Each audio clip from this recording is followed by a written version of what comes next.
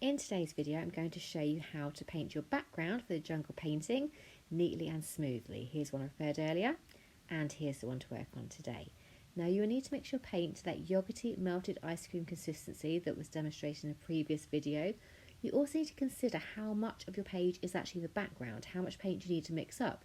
If you don't mix enough, you're going to struggle to make more of the same colour to match, or you might end up watering it down too much and changing the shade of it. And if you mix too much and mix your whole palette, which we don't like you doing, you've got no room to mix any other colours and you're constantly washing up. So work out what the right amount of paint is, mix it to the right consistency before we move on.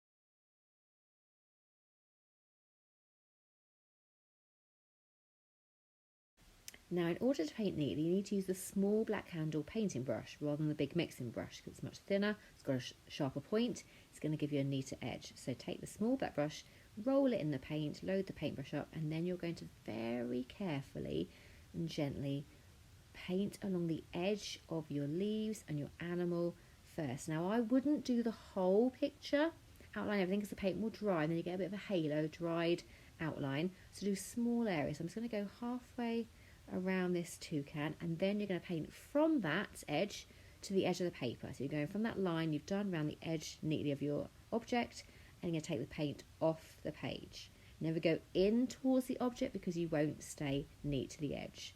So work your way around all your leaves and animals neatly first, very carefully. If you need to turn your paper around to be neat, please do so. And then once you go around the edge of a small section, like the edge of the head of the toucan here, I would then take the paint and paint to the edge of the paper. If you go onto the table, that's absolutely fine because we're going to wipe the tables down afterwards.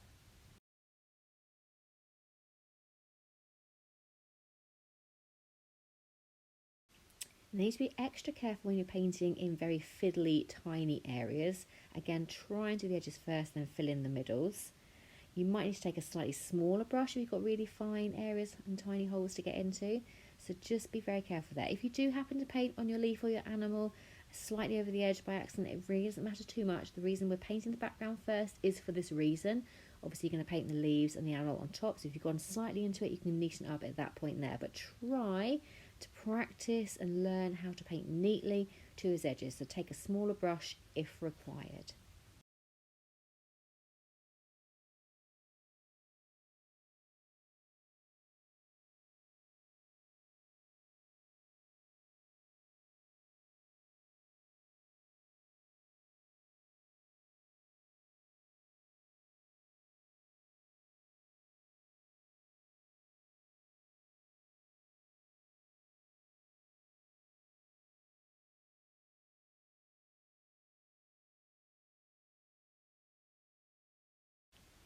Okay, I've now shown you what to. I'm going to quickly show you what not to do, please. So I've got another blank picture here to paint. I've got my paint mixed up with my brush.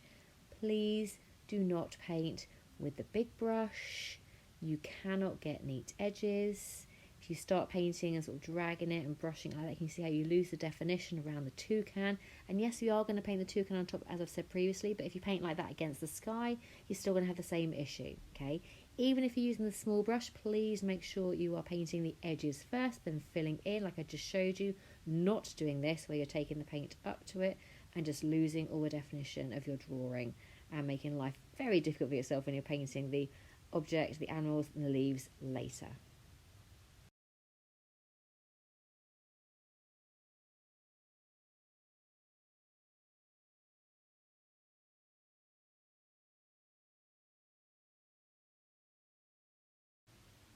Okay, so now I've done the bad example. I've got the bad example here, what you're not going to do today. And I'll bring in the first one, did the neat one. Can you see the difference between the neat edges? You've just got to take care and time and slow it down when you're painting. Get the right paintbrush, the right consistency with your work. Good luck.